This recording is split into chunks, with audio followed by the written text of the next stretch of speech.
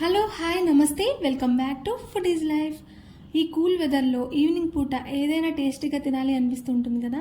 ప్రతిసారి బయట నుంచి ఏం కొనుక్కుంటాం చెప్పండి. ఇప్పుడు నేను చెప్పబోయే ఈ స్నాక్స్ని చూసారంటే మీరు ఇంట్లోనే ఈజీగా ప్రిపేర్ చేసుకోవచ్చు. అన్నీ కూడా ఇంట్లో అవైలబుల్గా ఉండే ఇంగ్రీడియంట్స్తోనే చెప్పబోతున్నాను. సో ఈ వీడియోని స్కిప్ చేయొద్దు. ఫస్ట్ అయితే బౌల్లోకి ఒక 3-4 బంగాళదుంపల్ని బాగా ఉడకపెట్టేసుకుని మెత్తగా ఇలా ముక్కలుగా కట్ చేసుకుని తొక్క తీసేసి బౌల్లోకి అయితే వేసుకోవాలి. ఇలాగా మ్యాషర్తో కానీ లేదు అంటే చేత్తో కానీ చక్కగా మెత్తగా ఎక్కడా కూడా ఉండలనేవే లేకుండా మొత్తం కూడా మంచిగా మ్యాష్ అయిపోయేటట్టు బాగా మ్యాష్ చేసుకోవాలన్నమాట. సో ఇలా మ్యాష్ చేసుకున్న తర్వాత ఇందులోకి సన్నగా కట్ చేసుకున్న ఉల్లిపాయలు అండ్ అలాగే సన్నగా కట్ చేసుకున్న పచ్చిమిరపకాయలు, మనం చిల్లీ ఫ్లేక్స్ ఉంటే వేసుకోండి, ఇదైతే ఆప్షనల్. అండ్ అలాగే ఉప్పు టేస్ట్కి సరిపడా చూసుకుని వేసుకోండి. తర్వాత గరం మసాలా కూడా వేసుకున్నాను. సో ఇవన్నీ కూడా ఒకసారి బాగా మిక్స్ చేసుకోండి.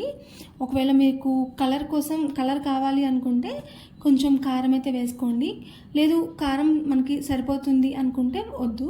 నేను ఇక్కడ కొంచెం కారం అయితే వేసుకుంటున్నాను. నాకు పచ్చిమిరపకాయలు అండ్ అలాగే చిల్లీ ఫ్లేక్స్ వేసిన తర్వాత కూడా కొంచెం కారం అనిపించలేదు. సో అందుకని కొద్దిగా కారం అయితే వేసుకున్నాను. ఇలా వేసేసుకుని మొత్తం కూడా మంచిగా కలుపుకోవాలన్నమాట. సో ఫైనల్గా కలుపుకున్న తర్వాత మనకి ఇలా స్టఫింగ్ అయితే రెడీ అయిపోయింది. మనం చపాతీ పిండిని ఎలా అయితే కలుపుకుంటామో అలాగ కలుపుకొని ఒక 10 నుంచి 15 నిమిషాల పాటు నానబెట్టుకుని ఇలా చపాతీలాగా అయితే ఒత్తుకోవాలి. ఇప్పుడు మనకి కరెక్ట్ షేప్లో రావాలి రోల్స్ చేయడానికి. సో అందుకని నేను ఇలా చుట్టూ ఎడ్జెస్ని అయితే నేను కట్ చేసేస్తున్నాను. సో ఇలా మనకి కరెక్ట్గా ఎడ్జెస్ అన్నీ కూడా కట్ చేసుకుని మనం రోల్స్ కోసం అయితే ప్రిపేర్ చేసుకుంటే మనకి మంచిగా రోల్స్ అయితే వస్తాయన్నమాట.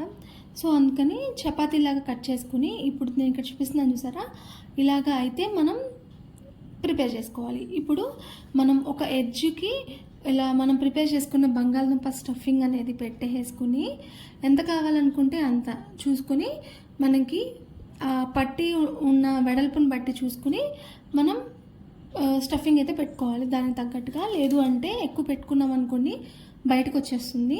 అందుకని సో మనం ఇలా ఎడ్జెస్కి వాటర్ అయితే అప్లై చేసేసుకుని ఈ స్టఫింగ్ అనేది బయటికి రాకుండా చూసుకుంటూ జాగ్రత్తగా మనం రోల్ చేసుకోవాలి ఈ పొటాటో రోల్స్ని.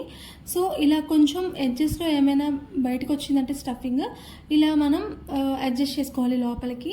సో మనకి రోల్ అయితే ప్రిపేర్ అయిపోయింది. ఇక్కడ ఆయిల్ అయితే బాగా హీట్ చేసుకుని పెట్టుకున్నాను. ఇప్పుడు మనం ఇందులోకి ప్రిపేర్ చేసుకున్న అన్ని రోల్స్ని కూడా వేసేసుకుంటున్నాను. ఫస్ట్ అయితే మనం ఆయిల్ బాగా హీట్ చేసుకోవాలి. వన్స్ ఒకసారి ఈ రోల్స్ అనేవి వేసిన తర్వాత మనం స్టవ్ అనేది లో ఫ్లేమ్లోకి మార్చేసుకోవాలి. లేదు అంటే ఈ హై ఫ్లేమ్లో వేయించుకుంటే మనకి లోపల అయితే ఉడకదు, పైన మాత్రం మనకి మాడిపోతుంది అనమాట.